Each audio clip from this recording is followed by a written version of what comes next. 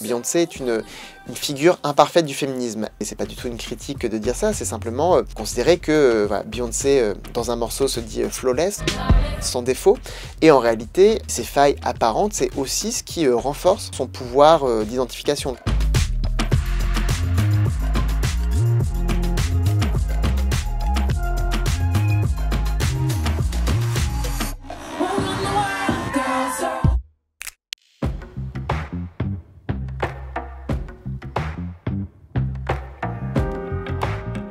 C'est voilà, l'époque où on a des girls bands et des choses qui sont assez légères, assez fun, mais en même temps d'affirmation de soi. Plutôt du girl power, on parle pas encore de féminisme.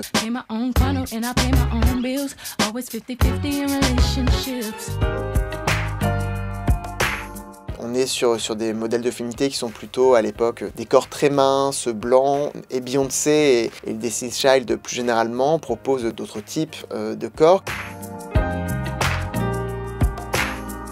Le fait qu'elle ait les cheveux lisses, blonds, le fait qu'elle s'éclaircisse, en tout cas ce qui va être perçu comme une forme d'éclaircissement de la peau. Et donc des personnes vont lui reprocher de finalement jouer un peu la carte attendue, qui est celle de la sexualisation, mais aussi d'une forme d'effacement peut-être de ce qui fait la spécificité des corps féminins noirs.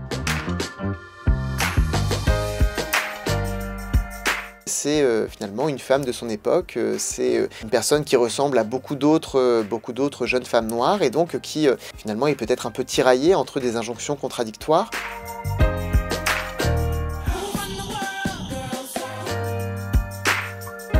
On a par exemple pour la première fois dans des clips des femmes noires qui apparaissent avec des afros, le poing levé, enfin ça préfigure un petit peu ce qu'on aura par la suite chez Beyoncé, mais le mot de féminisme lui-même n'est toujours pas prononcé.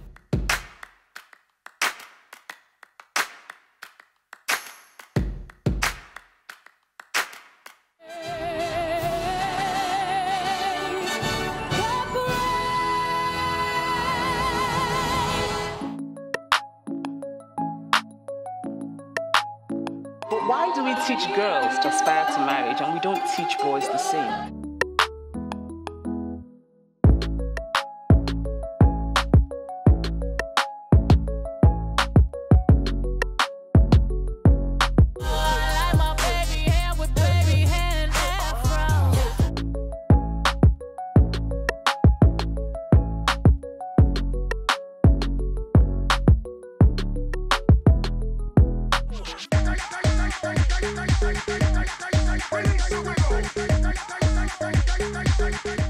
Release your job, release the time, release your trade, release the stress.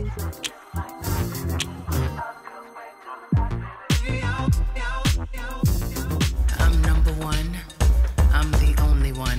Certaines personnes voient dans Beyoncé une imposture féministe parce que justement elle serait trop riche, trop puissante et qu'elle ne pourrait pas être féministe.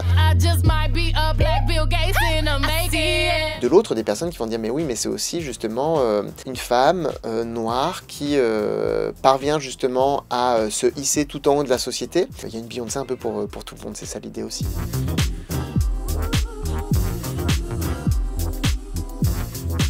Patricia Hill Collins, dans un ouvrage de 2005, elle commence déjà à parler de Beyoncé, pour en proposer d'ailleurs une lecture qui est assez critique. Mais on a dans les années 2000 les premiers articles universitaires qui paraissent sur les Destiny's Child ou Beyoncé.